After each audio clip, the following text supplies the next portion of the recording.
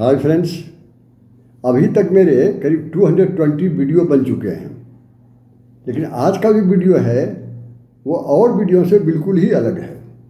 उसका कारण ये है, इस बीच मैं एक लेदर इंडस्ट्री में गया था।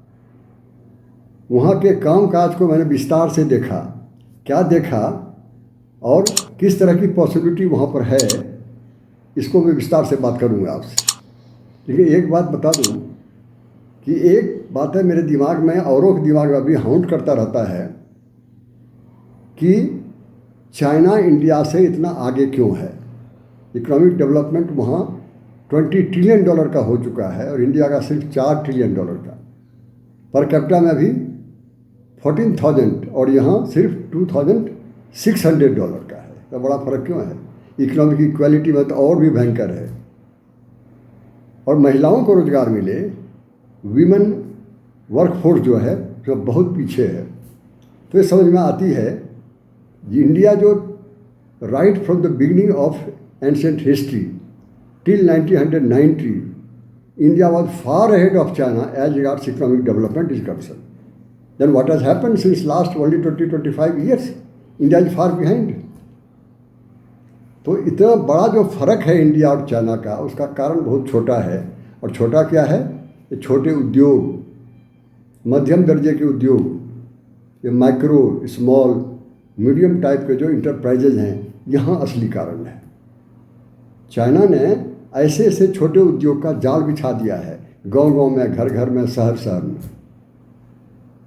करीब 54 मिलियन ऐसे उद्योग वहाँ पर हैं। इंडिया में भी कहने के लिए 74 मिलियन है, लेकिन 90% बंद पड़े हुए हैं, बीमार हैं।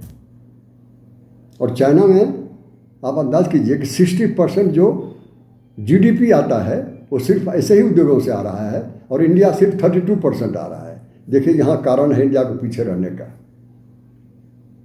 ये जो स्मॉल और मीडियम टाइप के जो इंटरप्राइजेज हैं, सो जैसे टेक्सटाइल का हुआ और ज्वेलरी का हुआ, लेदर का हुआ।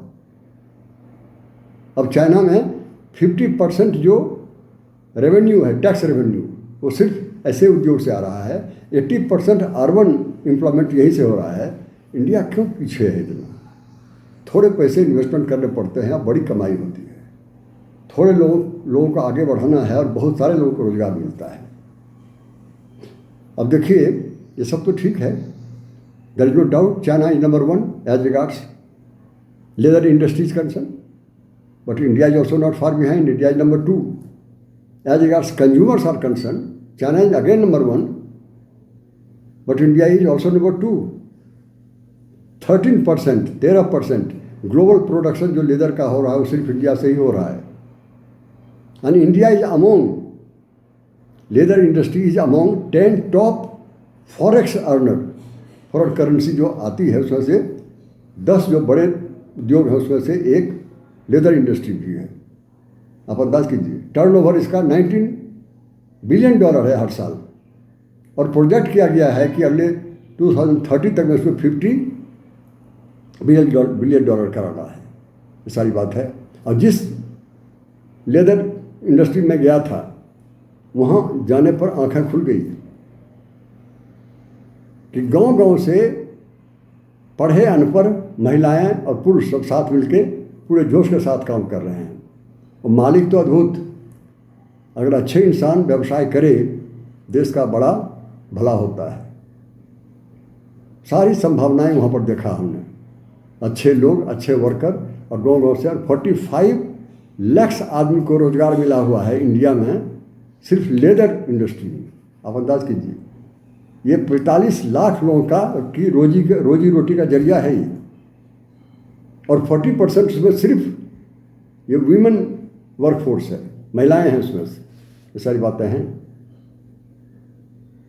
तो चाइना अगर यहाँ जा सकता है इसी कारण से, तो इंडिया बिल्कुल जा सकता है।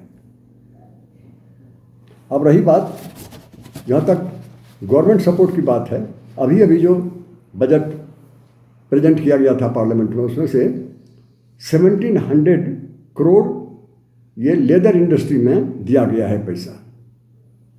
और एफडीआई जो बाहर के जो इन्वेस्टमेंट आते हैं, फॉरेन डायरेक्ट इन्वेस्टमेंट, वो उसमें लेदर इंडस्ट्री कहा कि 100% आप इसमें इन्वेस्ट कर सकते हैं, बड़ी छूट है इसमें। और ड्यूटी फ्री इम्पोर्टेड इनपुट्स, और ये जो होता है एक्सपोर्ट का ऑब्लिगेशन, इसका जो पीरियड है पहले 6 मंथ तक में आपको करना पड़ेगा, इसको बढ़ा दिया 12 मंथ तक में।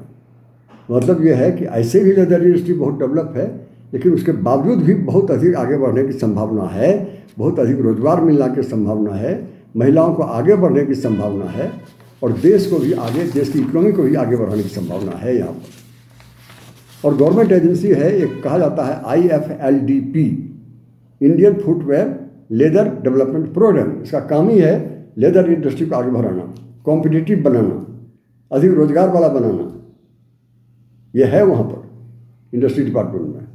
और PLI, ये प्रोडक्शन लिंक इंसेंटिव सरकार देती है, करीब $23 बिलियन सरकार ने अलग से पैसा रखा है, जो ऐसे उद्योग को आगे बढ़ाएंगे उसको हम अलग से इंसेंटिव देंगे।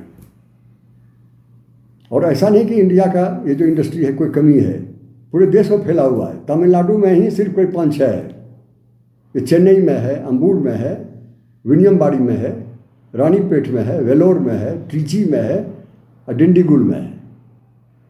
और सिर्फ ऐसा नहीं वहाँ है, उत्तर प्रदेश में कानपुर में बहुत अधिक आगे बढ़ा हुआ है, आगरा में है, नोएडा में है, सहारनपुर में है, वेस्ट बंगाल में भी, कलकत्ता में है, महाराष्ट्र में भी है, बॉम्बे में, ये हरियाणा में है, पंजाब में है, राजस्थान में है, केरला में है, दिल्ली में है, सब जगह फैला हुआ है। स्ट्रक्चर बहुत बढ़िया है यहाँ का, सिर्फ आगे थोड़ा और बढ़ाना है इसको।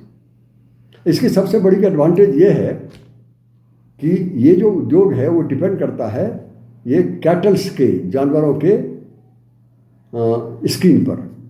और पूरी दुनिया में 20% of world cattles only belong to India. 20% जानवर यहीं रहते हैं इंडिया में ही, और 11% गोट एंड शीप यहीं पर है इंडिया में। इससे भी बहुत बड़ी संभावना है इसकी।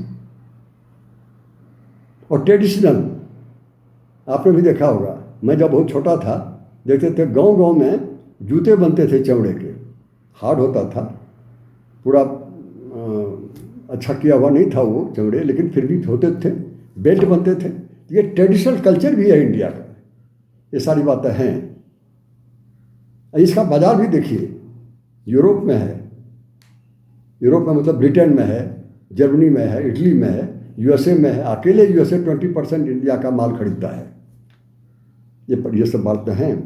हाँ, परेशानी भी है, there are certain challenges, but does not mean that those challenges can not be sorted out, solved.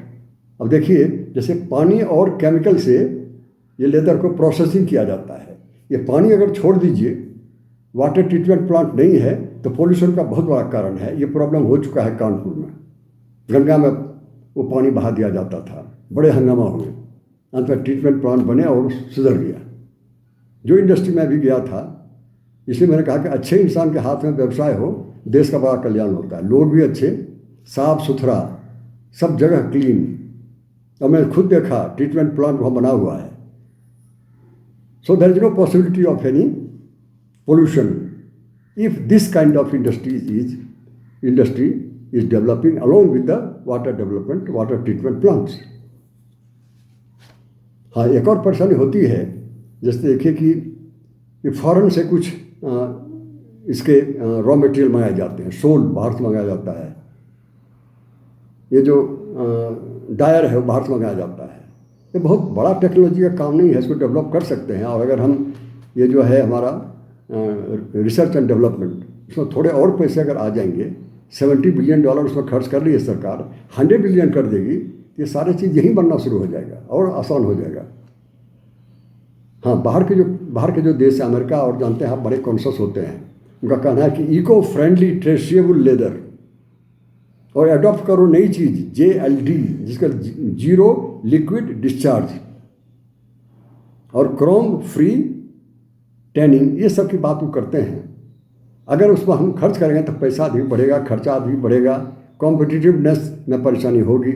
ये सब तो ठीक है, पर this could be done easily, is not impossible. थोड़ा सरकार मदद करेगी, थोड़ा खुद कोशिश करेंगे, हो जाएगा ये सारी बातें। सिंथेटिक का भी थ्रेट है, वेगन का भी थ्रेट है, एक ये जो ट्रेडिशनल इंडस्ट्री है लेदर का, इस पर बहुत सारे थ्रेट हैं, बल्कि इसको पार करके आगे बढ़ सकता है, बढ़ गया है। और आप देखिए ये सारी परेशानियों के बावजूद भी एक बात सच है कि leather industry has rich legacy in India despite tough competition and serious challenges. India has robust future of growth of leather industry. ये जीडीपी पर कैपिटा की जो परेशानी है, इकोनॉमिक इनइक्वालिटी की जो परेशानी है, एम्प्लॉयमेंट की जो रोजगार की बहुत बड़ी परेशानी है, ये सबका एक ही मंत्र है कि आप ये माइक्रो स्मॉल मीडियम इंटरप्राइजेज को आगे बढ़ाइए और इन सारी चीज़ों को सॉल्व कर दीजिए। और जिस प्लांट में मैं गया था उसको देख के मैं क्या बताऊं, I have no word to explain it. It's marvelous. And they are doing a great service to the nation. Thank you each and every one of you. This is the end of my video.